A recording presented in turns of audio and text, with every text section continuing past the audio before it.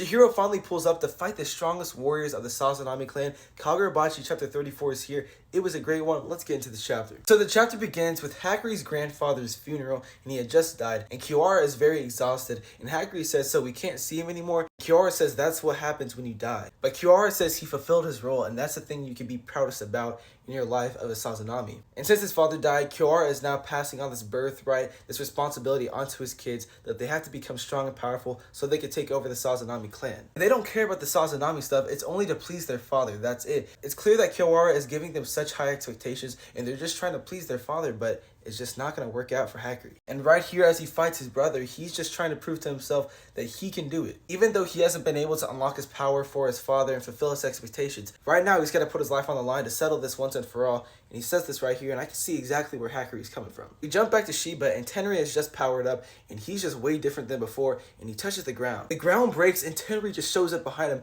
He is that fast. He sends a shockwave, but Shiba teleports, and he's right behind him. Tenri says, don't touch me, and he spins around. And he kicks Shiba, and it's a big blow because he has that Dayton rock powering him up. Shiba can even tell us that he is just a different beast now. But Shiba's still able to fight the other Sazanami members, so Kiwara sends swords to help them out. And Tenri throws them at Shiba, but then we hear Yui, and we see Chihiro with Cloud Gouger. And he freezes all the swords in place and stops them, and Chihiro's like, how was my timing? And Shiba says, perfect. Chihiro realizes that this power that he's unlocked now is because of the Dayton Rock. And Chihiro, being the smart man he is, doesn't pin the blame on Tenri. He knows Kiwara is just the mastermind of everything. Chihiro says, don't you realize what side effects are going to happen by you using that rock? But he says, I have a duty to fulfill. Chihiro realizes like this is the same thing that Hakuri went through. He is just trying to get his father's approval. Shiba says we should probably leave because he's gonna die anyways, but Chihiro says no, it's too late for him.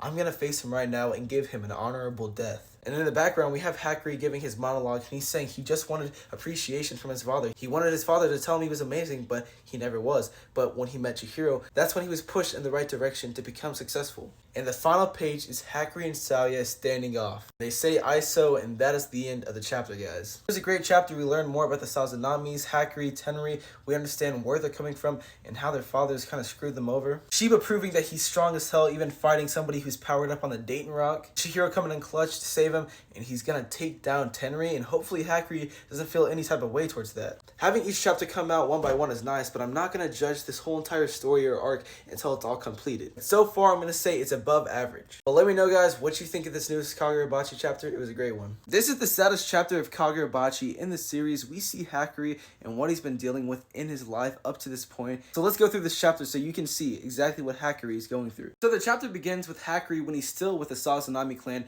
and his job is to go feed all the merchandise that's going to be in the Rakuzaichi, and you know those merchandise are people. Hakuri goes to feed this girl right here, and she's kept in a different room because her powers are ice, and she makes everybody freeze beside her, so she's in a separate room. And he's there to give her some food, but she is not going to eat, but Hakuri says she needs to because she's very valuable. And the reason he says she's valuable is because they need her for the Rakuzaichi, because the Rakuzaichi is the most important thing to the Sazanami, and they're selling her and she makes money for them, so she is valuable. But if she doesn't eat, she will die, and that gives her no more value, so she needs to eat to live. But she says she will only eat if somebody sits there and eats with her, and she points at Hakuri, and he's like, what? And it's clear he's a little flustered by her, and she's like, you don't talk to girls much, do you? He's like, nah, just eat, and I will sit with you, and they agree to sit with each other and eat. Then she sees how his hand is injured, and she asks, like, what's that about? It says it's his family, they torture him, they do all types of crazy shit to him because he's just useless. We already know his family's crazy, and they see no value in him. She said, let me see your hand, and she ices it for him, and she said, did you ice it properly? And he gets a little flustered, and she's like, I knew it. You're only down here to watch me because you're the useless one, and they make you come down here. And she says, we're the same, we're rejects, just let's escape together. And he's like, hey, now you're trying to trick me. And she's like, yeah, I am. And she's like, but I actually do sympathize with you. I can talk to you and tell you things you didn't know before. He's like, don't get carried away. We're not equals. I'm the merchant. You're the merchandise. And he says, the only reason I'm talking to you is so you can eat up because you're valuable and you're the merchandise.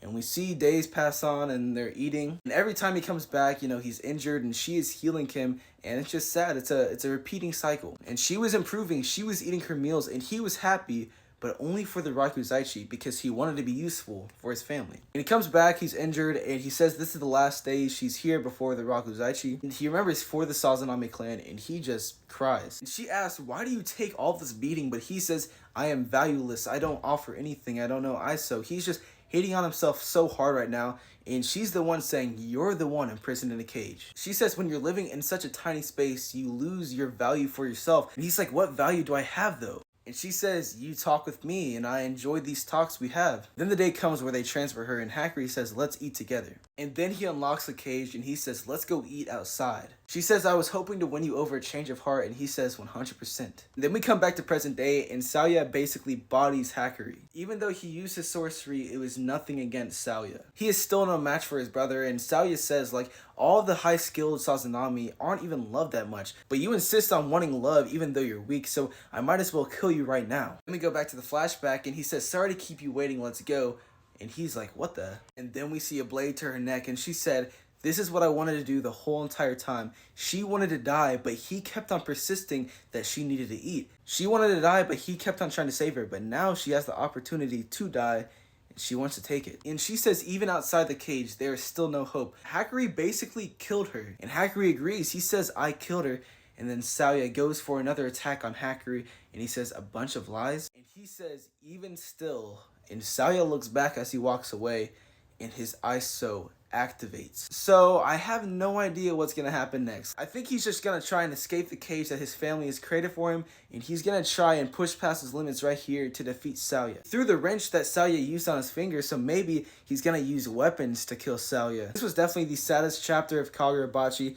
Like, that girl, I thought she would be a cool character, but she was just a building block for Hakuri's character. Hakuri was always free to do what he wanted, but it was because of his family. Like, he was stuck in that way. But because she died, she showed him, like, hey, there's ways to escape, and I might be doing the wrong way, but there's still hope for you. But yeah, this is a great chapter, guys. Let me know how you feel about it. So after reading the chapter, basically, Hakuri might be able to create a storehouse because he kept all the weapons that Saoya used against him to torture him, basically, and he says that they all disappeared. He doesn't know where they went, so I think Hakuri might have created, like, a storehouse like his father, and he kept all those weapons there, and at the end of the chapter, we see this thing being thrown at Saoya. So maybe Hakuri just took all of those weapons, and he has a new storehouse for himself that he doesn't know of, and he's gonna learn about it next chapter that he has a storehouse. But yeah, that's all my thoughts.